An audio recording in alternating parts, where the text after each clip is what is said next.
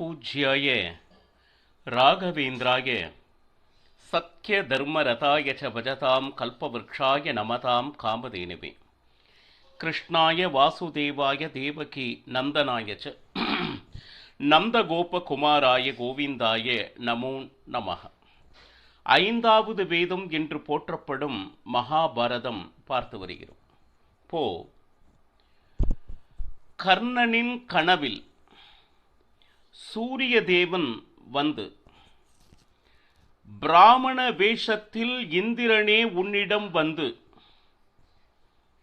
உன்னுடைய கவச்சத்தையும் குண்டலத்தையும் யாசிக்க இருக்கிறான் என்பதை முன்கூட்டியே உணர்த்துகிறார் சூரிய தேவன் கனவினிலே. அப்போ யார் ஒருவர் பிராமணர் வேஷத்தில் வந்து என்னிடம் ஏதாவது யாசித்தாலும் அதை நான் நிச்சயமாக தருவேன் அப்படின்னு சொல்லிட்டு கர்ணன் சொல்றான். சூரியன் சொல்றான், அப்படி கேட்டால் அதை தராதே, வேறு எது வேண்டுமானாலும் கேள், அதை தருகிறேன் என்று சொல், இது உன் உயிருக்கே ஆபத்தாக விளையும் என்று எச்சரிக்கிறார் சூரியதேவர். ஒருவர் நம்மிடம் வந்து யாசித்தால் அதை குடிக்கும் பொழுது அதன் மூலமாக என்ன கிடைக்கும்னா நம் கீர்த்தி, அதாவது புகழ்.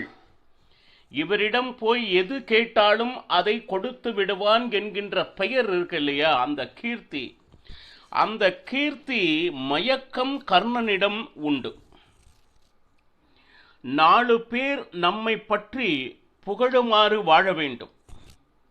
இல்லைன்னா வாழ்ந்து ஏதாவது பிரயோஜனம் இருக்கிறதா? வாழ்ந்தாலும் அவன் இறந்தவனுக்கு சமம். இதையெல்லாம் கர்ணனுடைய மனதில் இருந்த அந்த புகழ் மேல் இருந்த அந்த வேட்கையை காண்பிக்கிறது. இப்போ என்ன வேணா செய்தா எனக்கு பேர் வர வேண்டும், இந்த விஷயம் கர்ணனுடைய ஆழ்மனதில் இருந்தது. இதுல இந்த கீர்த்தி வர வேண்டும் என்று மனிதர்களுக்கு மட்டும் அல்ல, தேவதைகளுக்கும் இந்த எண்ணம் உண்டு. அது மட்டுமல்லாமல் குரு ரிஷிகள் அப்படின்னு பார்த்தா அவர்களுக்கும் உண்டு. ஏன் அப்படின்னு கேட்டா, இறைவா இந்த ஞானத்தை நீ தந்திருக்கிறாய், வேதங்களையும் சாஸ்திரங்களையும் கற்று அந்த ஞானம் இருக்கிறது.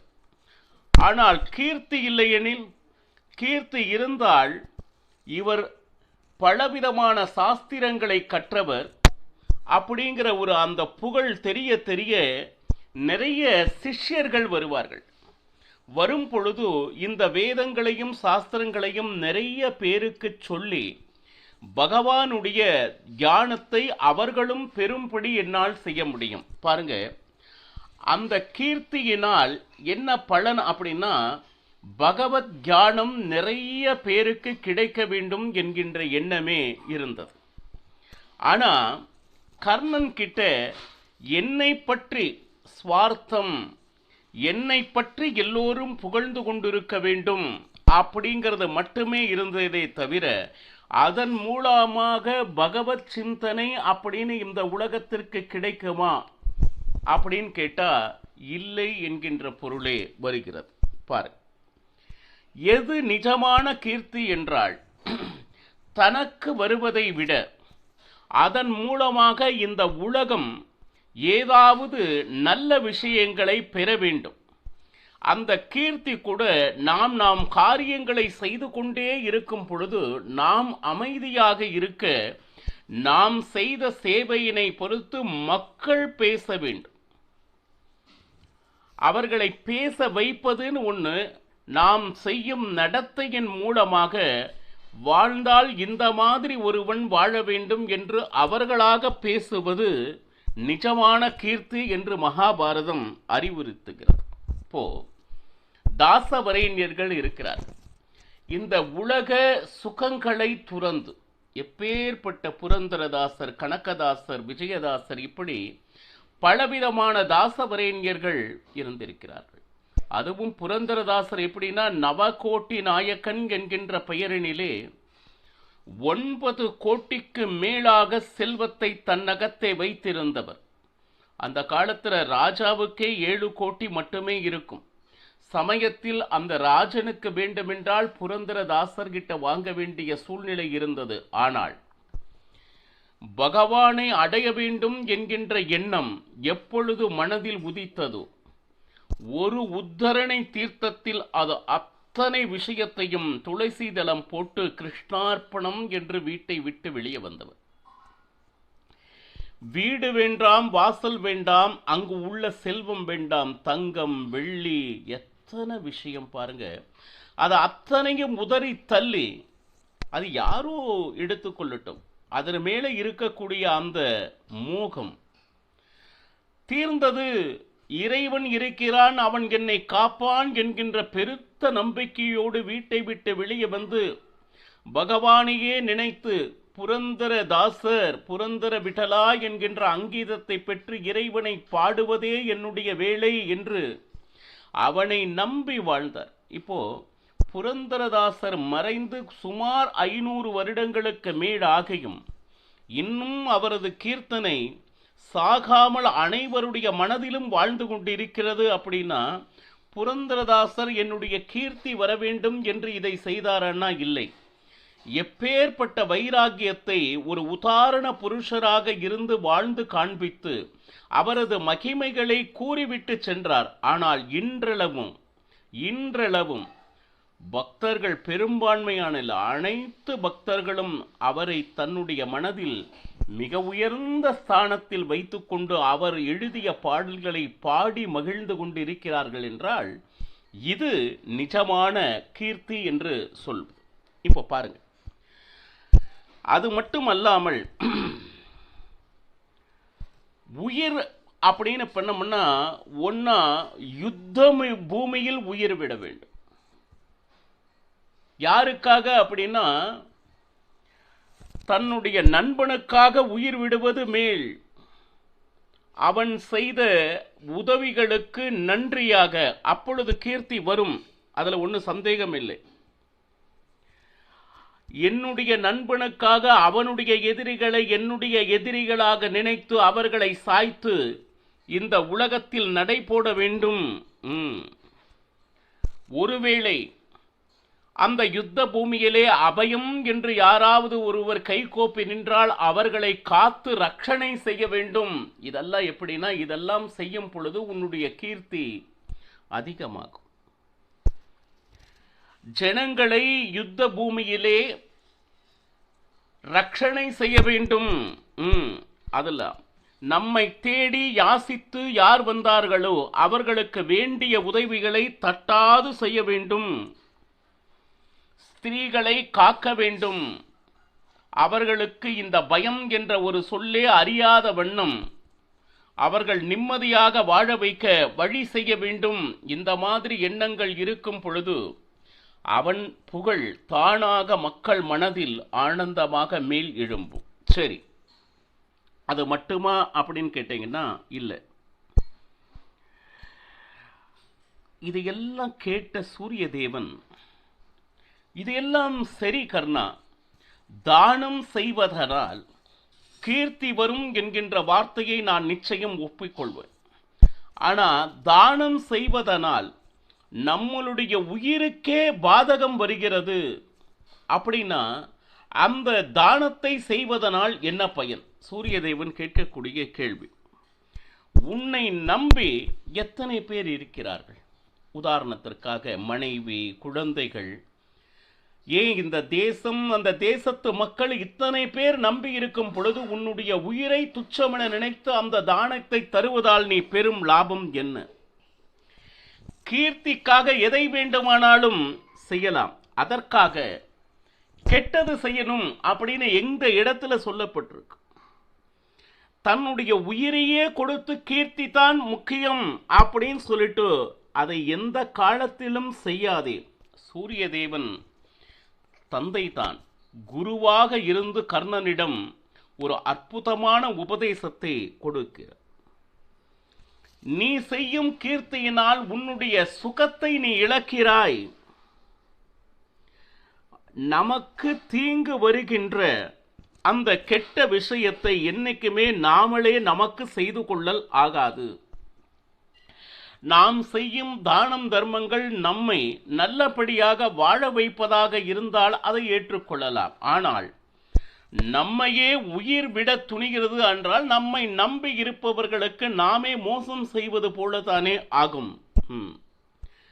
உன்னை நம்பி எத்தனை பந்துக்கள் இருக்கிறார், உறவுகள் இருக்கிறார்கள். நல்ல பெயரை அவர்கள் உபயோகப்படுத்துகின்றனர். என்னுடைய அண்ணன் எவ்வளவு பெரிய உயரத்தில் இருக்கிறான் தெரியுமா, என்னுடைய கணவன் அந்த காரியத்தை இவன்தான் செய்தான் என்று ஸ்லாகித்துக் கொண்டிருக்கிறார்கள்.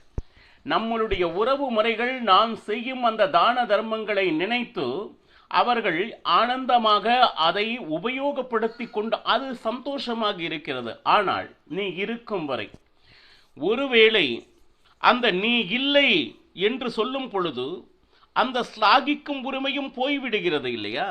கொஞ்சம் நினைச்சு பாருங்க. நீயே போய்விட்டால் யாரை வைத்து அவர் ஸ்லாகித்துக் கொண்டிருப்பார்கள்? இது நடக்குமா? சரி, இறந்த பிறகு வருகின்ற அந்த கீர்த்தியினால் ஏதாவது பயன் இருக்கிறதா? பாருங்க, உனக்கு எந்த விதத்திலும் அது பிரயோஜனப்படாது. இது சூரிய தேவன் சொல்றார். இப்போ இது எப்படி அப்படின்னு கேட்டீங்கன்னா, செத்து போய் கிடக்கின்ற அந்த பிணத்திற்கு மாலையிடுவது போல கவச்சத்தை கொடுத்து விட்டால் நீ நிச்சயமாக இறக்கத்தான் செய்கிறாய். அதனால் உனக்கு ஏதாவது நல்லது கிடைக்கப் போகிறதா அப்படின்னா சொல்லி சூரிய தேவன் அவன் எந்த வேஷத்தில் வந்தாலும் எதை வேண்டுமானாலும் தானம் செய், எந்த காரணத்தை கொண்டும் அந்த கவச்சத்தையும் குண்டலத்தையும் தானம் செய்யாதே. இதையெல்லாம் நான் ஏன் உனக்கு சொல்றேன் அப்படின்னா, ஒரு ஸ்நேகத்தினால் நான் உனக்கு சொல்லிக் கொண்டு இருக்கிறேன். இதுல ஏதாச்சும் தப்பா இருந்தா என்னை மன்னித்து விடு. ஆனா இது அத்தனையும் கேட்ட கர்ணன், நீ எவ்வளவு தூரம் நீ சொன்னாலும் நான் அதை கேட்க தயாராக இல்லை. என் முன்னே யார் ஒருவர் வந்து எதை யாசித்தாலும் அதை கொடுக்காமல் இதுவரை இருந்ததில்லை. அதனால ஒருவேளை அவர் கவச்ச குண்டலத்தை கேட்டால் நான் நிச்சயமாக தந்தே தீருவேன். அப்போ சூரிய தேவன் சொல்றான், சரி இவன் மாற மாட்டான், அவனுடைய குணத்திலிருந்து பின்வாங்க மாட்டான். அப்போ சரி, இப்பொழுது நான் ஒன்று தயவு செய்து சொல்கிறேன் கேள்.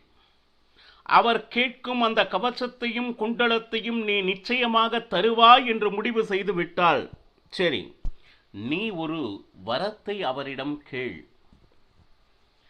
அந்த வரம் என்ன அப்படின்னா, அமோகமான ஒரு அஸ்திரம். அது சக்தி அஸ்திரம், மிக சக்தி வாய்ந்தது. நீ யாரை மனதில் நினைத்து கொண்டு அந்த அஸ்திரத்தை எய்கிறாயோ அவர் நிச்சயம் மடிவர். அப்பேற்பட்ட சக்தி வாய்ந்த அந்த அஸ்திரத்தை நீ கேள் அப்படின்னு சொல்லிட்டு உடனே கர்ணனுடைய கனவு களைந்தது. உடனே விடியற் காலை வேளை, இந்த நேரத்தில் கனவு விழுந்தால் நிச்சயமாக நடக்கும். உடனே காலையில் எழுந்தான், நன்னா ஸ்நானம் பண்ணா, நேர சூரிய தேவனை பார்த்து ஸ்தோத்திரம் சொல்ல ஆரம்பித்தார். இந்த நேரத்தில் இந்திரன் கனவில் சொன்னபடியே பிராமண வேஷத்தில் வந்தான். என்ன வேண்டும் கேளுங்கள் அப்படின்னு சொல்லிட்டு அந்த பிராமணனிடம் கேட்க, கர்ணா, மற்றவர்களைப் போல் நான் கேட்க வரவில்லை.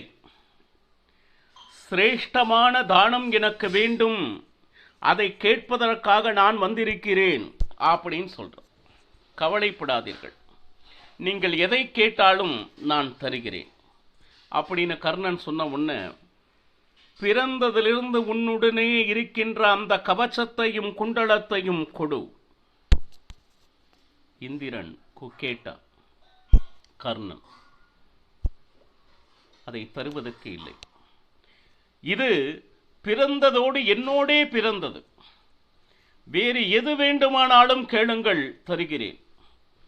இந்த ராஜ்யம் வேண்டுமானாலும் நான் உங்களுக்கு தர சித்தமாக இருக்கிறேன் அப்படின்னு சொல்லிட்டு, ஆனா எவ்வளவு தருகிறேன், என்ன வேண்டுமானாலும் தருகிறேன் என்று கர்ணன் கேட்ட பொழுதும் அந்த பிராமணன் அதை ஏற்றுக்கொள்வதாக இல்லை.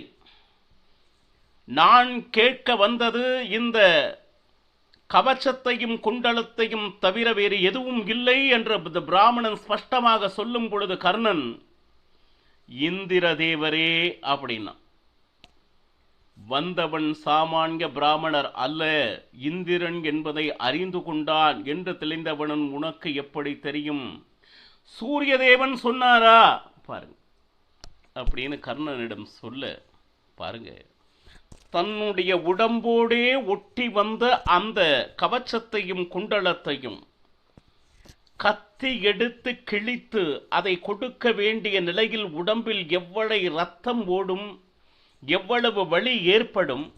இந்த நேரத்தில் கர்ணன் என்ன செயல்பட்டான், அதற்காக இந்திரனிடம் என்ன கேட்டான், இந்த மாதிரி விஷயங்களை நாளையும் பருகலாம். சர்வம் ஸ்ரீ கிருஷ்ணார்ப்பணமஸ்து. ஹரே ஸ்ரீனிவாசா.